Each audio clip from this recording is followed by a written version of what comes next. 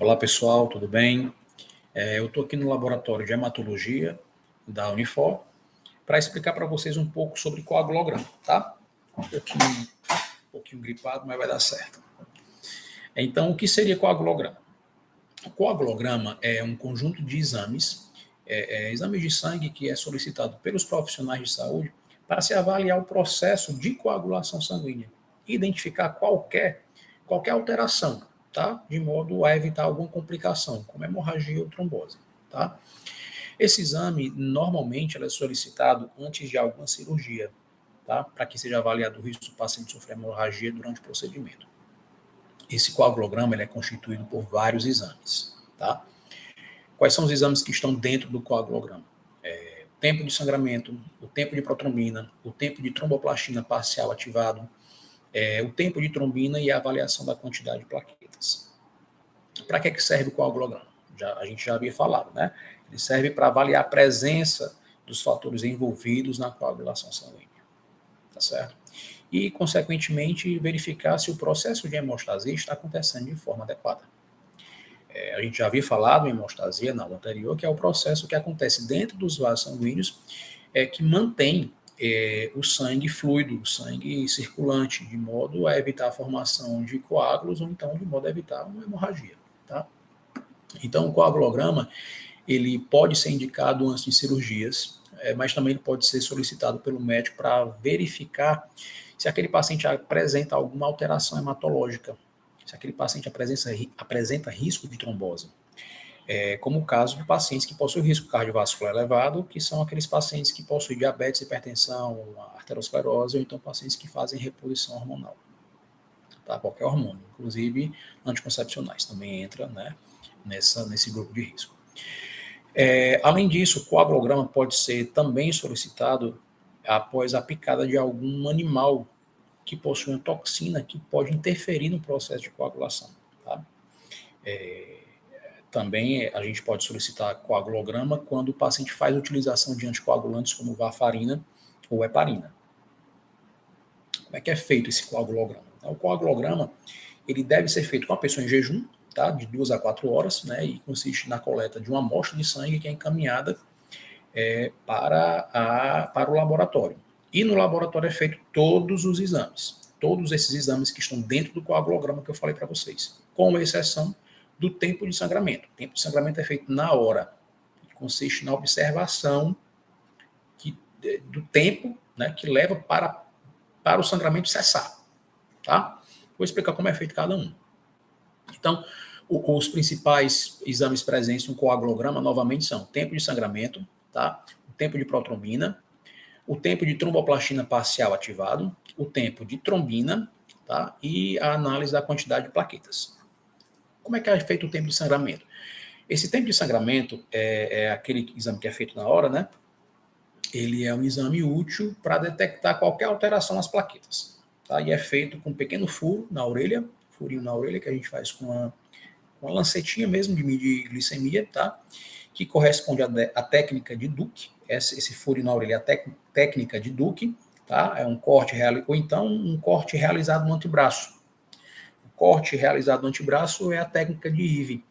E aí a gente segue com a contagem do tempo em que há o estancamento do sangramento, tá? Por meio desse resultado, do tempo de sangramento, é possível analisar a hemostasia, tá? E a presença ou a ausência de fator de von Willebrand, que são aqueles fatores que estão presentes na camada subendotelial, onde as plaquetas produzem a sua adesão, tá? Que são essenciais, fundamentais no processo de coagulação sanguínea. Como entender esse resultado, né? Caso o exame tenha sido feito por meio da técnica de Ivy, que é a do braço, o furo no braço, né? O tempo normal do sangramento, ele pode variar entre 6 a 9 minutos. No caso da técnica de Duke, que é o furinho na orelha, vou pegar aqui que está mais fácil, que é o furinho na orelha, esse tempo ele pode variar, ele varia entre 1 a 3 minutos, tá? Quando o tempo para que se estanque o sangramento ele é superior ao de referência, a gente diz que o tempo de sangramento está alargado, indicando que pode haver, indicando que o sangue demorou que o processo de coagulação demorou mais do que o normal, né, podendo ser indicativo de doença de von Willebrand, ou então o uso de medicamentos anticoagulantes, que é o nosso caso, né?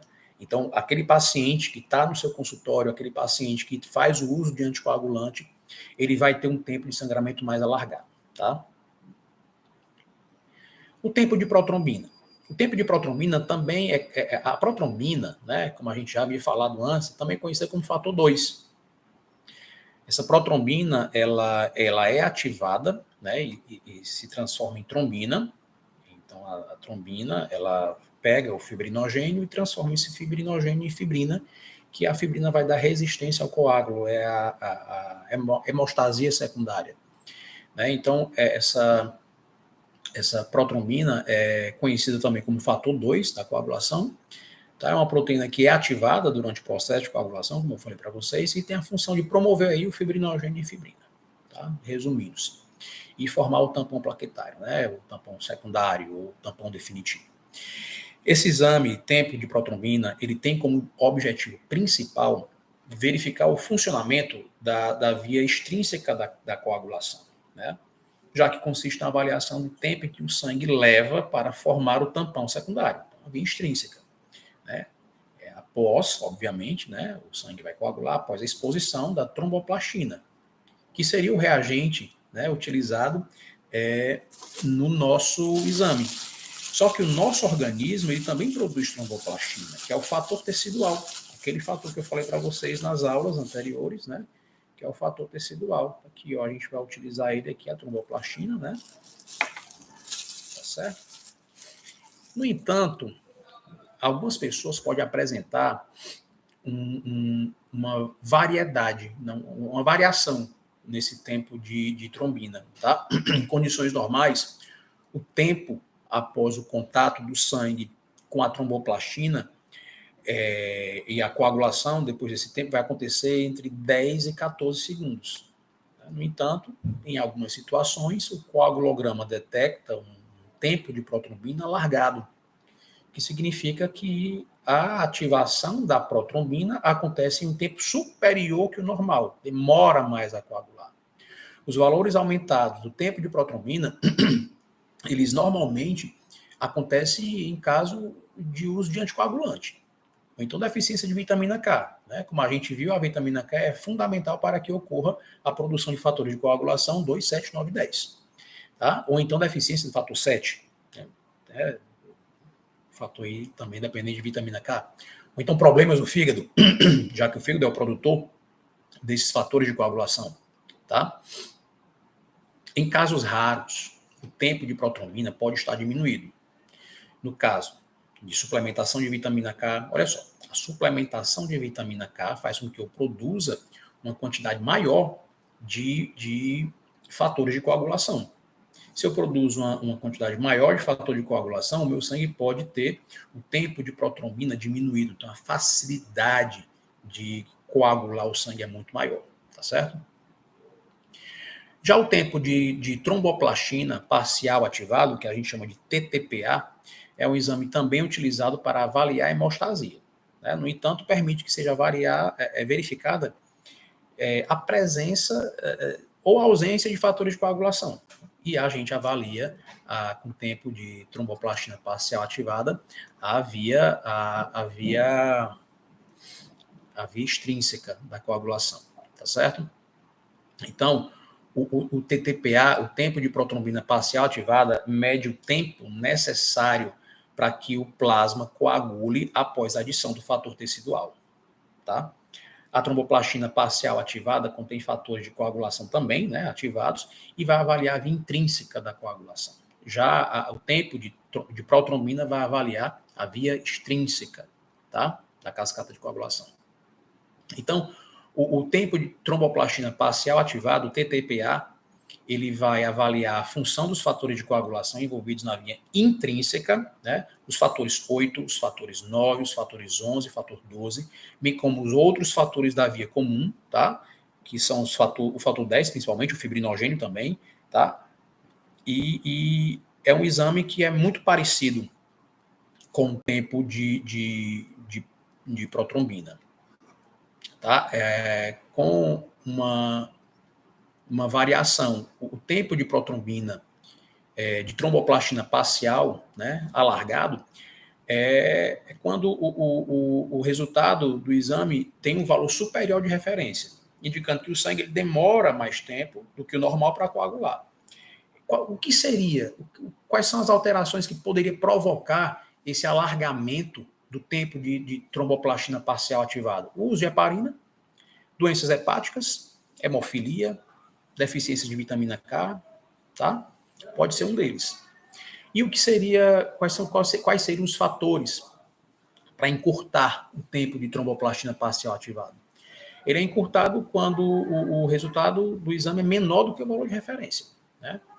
E aí ocorre mais risco para a formação de coágulo. Essa alteração é muito comum naquelas pessoas que possuem câncer mais avançado, ou que têm trombofilia, tá? Ou que tem um estado de hipercoagulabilidade geneticamente, né? Que isso pode existir também, tá certo? E ele pode estar diminuído também, esse tempo de tromboplastina parcial ativado, com o uso de alguns medicamentos antihistamínicos, digitálicos e contraceptivos. Antihistamínicos são os antialérgicos, tá certo? Os digitálicos são medicamentos utilizados para o tratamento de ICC e os contraceptivos orais, tá? Ou qualquer outra forma de contraceptivo, né? De anticoncepcionais, tá certo? Então, gente, é mais ou menos isso, tá? O que eu quero explicar para vocês é a respeito desses exames. E fica faltando só o RNI. O RNI é um tipo de exame que está presente também no coagulograma, muito fácil de ser realizado em consultório. Tá? Você pode ter um aparelho de RNI, você pode ter a fita de RNI. Ele é muito parecido com aquele aparelhinho de medir glicemia. Tá certo? O que seria o RNI? O RNI é a razão normalizada internacional, também conhecido como INR, International Normalized Ratio, né? É um parâmetro que ele é fundamental no monitoramento do uso de anticoagulantes, né? Da terapia com anticoagulantes, especialmente naqueles pacientes que recebem varfarina ou outros anticoagulantes orais. Tá? Então, a varfarina é um dos principais motivos que a gente tem que ter esse RNI todo o tempo sendo monitorado. O paciente que faz utilização de varfarina, né, que é o que a gente chama de anticoagulantes cumarínicos, ele precisa de um acompanhamento. Esse teste ele é essencial para garantir que a coagulação do sangue ela seja mantida dentro de uma faixa terapêutica segura, né? E reduzindo assim os fatores de risco de eventos tromboembólicos, ou então de sangramento excessivo. Porque se o paciente está tomando a varfarina é porque ele teve algum evento trombótico. Né? Se ele toma demais, se ele toma uma dose muito grande, ele pode ter hemorragia, mas se ele toma de menos, ele pode ter uma trombose. Tá? Então, esse RNI é uma medida padronizada, né, da capacidade de coagulação do sangue, levando-se em consideração as variáveis nos reagentes e nos métodos de teste utilizados em diferentes laboratórios. Tá? Como é que ele é calculado? O RNI ele é calculado utilizando o tempo de protrombina do paciente com o tempo de protrombina controle. Tá? E aí é uma razão que o próprio aparelho faz. Né? Então, quando você faz o RNI no seu paciente, e se esse paciente ele faz utilização de anticoagulante, o objetivo dele o nosso objetivo é manter o RNI dentro de uma faixa terapêutica específica, segura, tá? Que pode também, essa faixa terapêutica pode ser determinada pelo médico, né, com base na indicação clínica desse paciente. Dependendo do grau de coagulabilidade, dependendo da consequência, ou então da gravidade do estado do paciente, ele pode ser manejado pelo médico de várias formas, de várias maneiras, tá? Geralmente, para a varfarina, o RNI alvo ele varia dependendo do motivo da coagulação, mas geralmente situa-se entre 2 e 3. Geralmente é entre 2 e 3. Em algumas situações clínicas, como próteses, válvulas cardíacas, trombose venosa profunda, pode ser necessário que a gente precise ter um RNI mais elevado, tá certo? Em pacientes que não estão em terapia anticoagulante, os valores de referência do RNI, eles variam. Eles devem estar mais ou menos entre 1 né, próximo de 1, indicando que há uma coagulação normal do sangue, né? E esse 1 quer dizer que a razão entre o tempo de protrombina do paciente, o tempo de protrombina controle, eles são bem parecidos, tá certo? Então isso aí a gente considera um paciente normal. A importância desse exame reside no fato que ele oferece, né, fornece uma medida objetiva da eficácia da terapia anticoagulante, né?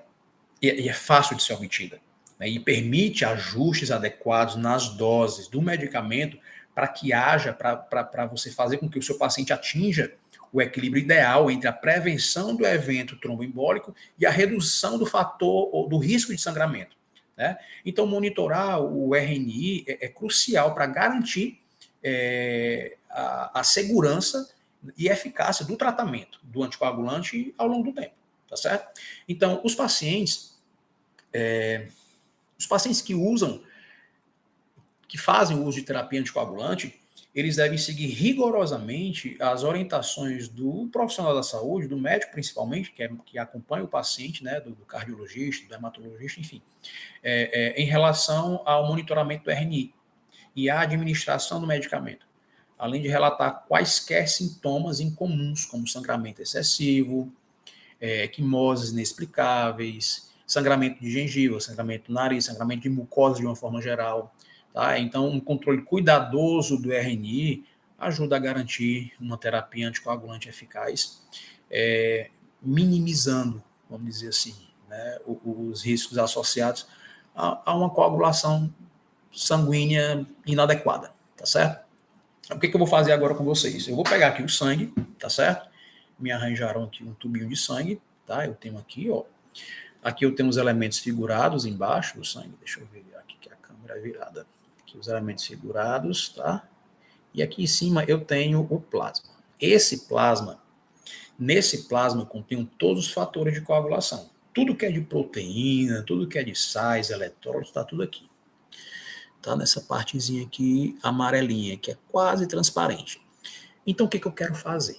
Eu quero saber se esse sangue ele está sendo capaz de coagular bem. Eu não conheço esse paciente, tá certo? Eu não sei quem ele é, tá? Deveria saber, porque eu deveria saber se ele estava em jejum de 2 a 4 horas, eu deveria ter perguntado para esse paciente se ele faz utilização de alguma terapia anticoagulante, tá certo? E aí, o que eu vou fazer? Eu vou pegar um pouquinho desse soro, vou transferir para outro tubo de ensaio e vou adicionar cálcio e tromboplastina. Por que eu vou adicionar cálcio e tromboplastina? Porque o cálcio, junto com a tromboplastina, vão ser condições suficientemente grandes e adequadas para que a protrombina se transforme em trombina. E essa trombina, que está presente aqui, nesse plasma, transformar o fibrinogênio em fibrina. E isso leva de 10 a 14 segundos. Como é que eu vou ver? Como é que eu vou ver essa reação? Eu vou bater aqui no tubo de ensaio, a reação vai acontecer e eu vou ver a formação de um gel. Eu vejo um gel, mas na verdade aquilo ali é uma rede de fibrina. É uma proteína insolúvel.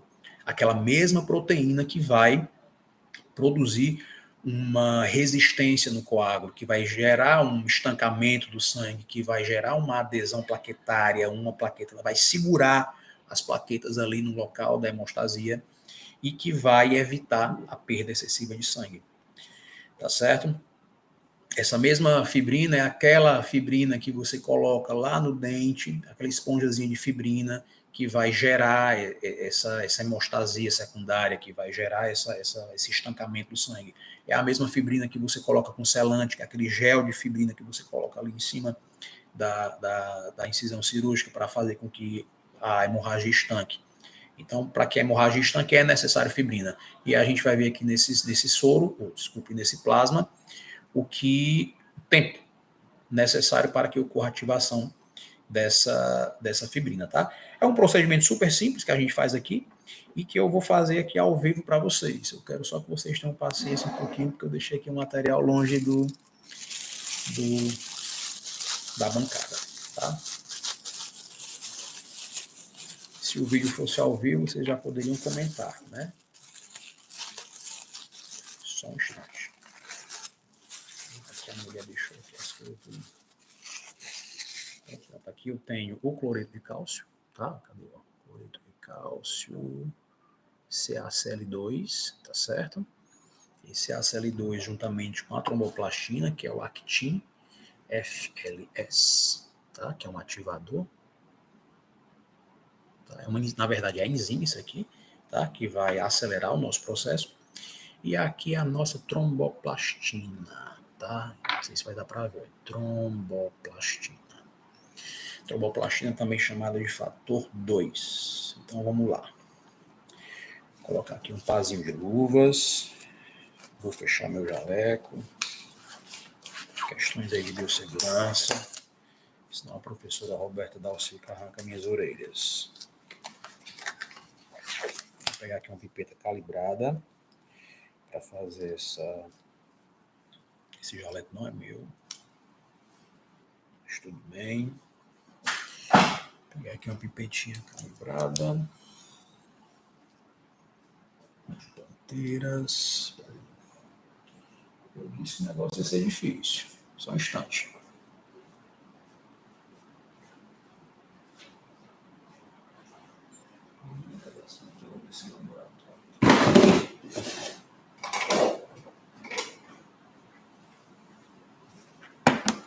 Caixinha de ponteiras.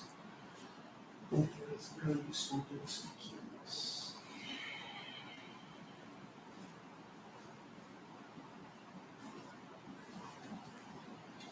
O negócio é porque aqui é grande demais. Achei. Vamos lá. Como eu vou utilizar duas quantidades diferentes de substâncias, por exemplo, eu vou tirar mais soro, né? Desculpe, eu só falo soro. Eu vou tirar mais plasma do que qualquer outra coisa. Então, para o plasma, eu vou tirar uma boa quantidade. Vou tirar aqui, de repente, eu tiro 200 microlitros, que é uma quantidade boa para a gente já mostrar para vocês, tá? Vou colocar aqui, ó.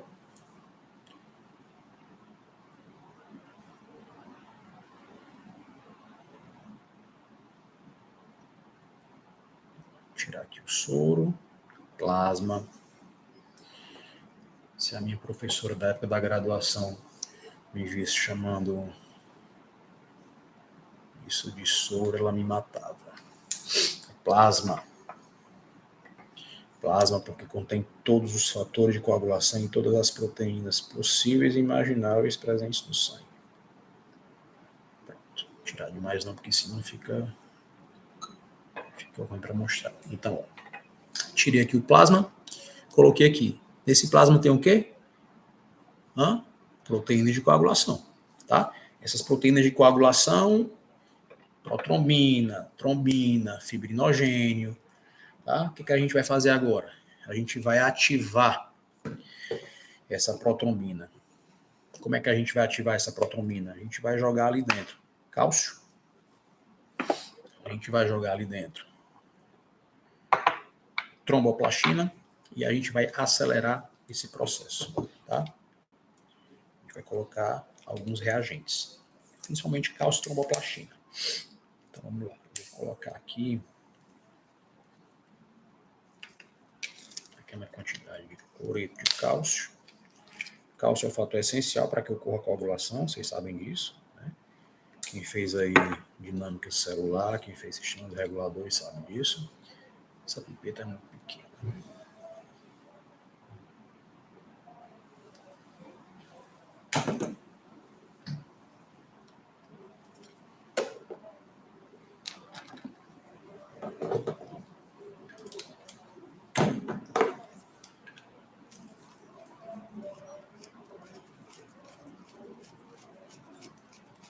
Ajustando aqui a pipeta, tá? Se acalma que vai dar certo. Aqui.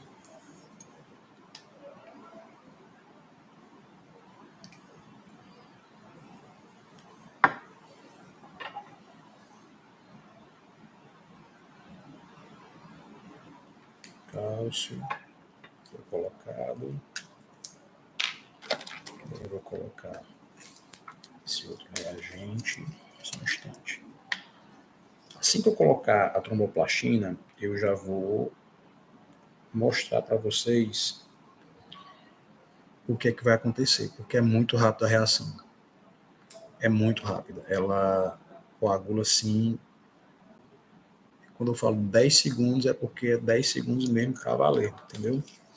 Então tem que ficar de olho, porque senão ela coagula e você não consegue nem contar o tempo. Queria que vocês me ajudassem a contar o tempo de 1 a 10.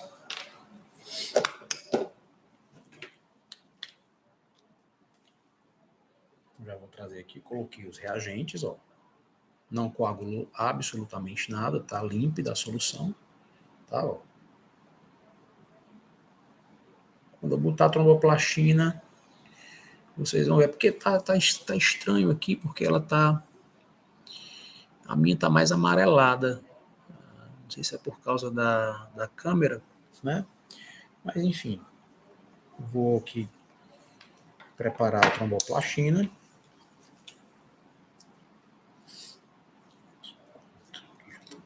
Assim.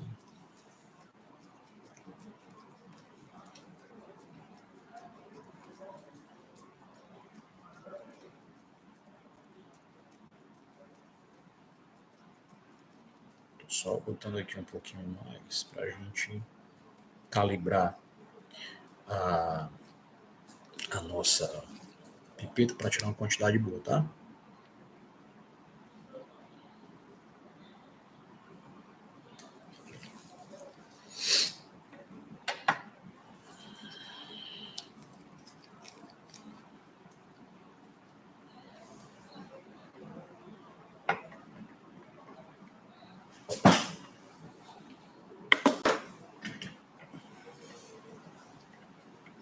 Que negócio me deixou aqui. Se o programa fosse ao vivo, hein? Eu tava era lascado.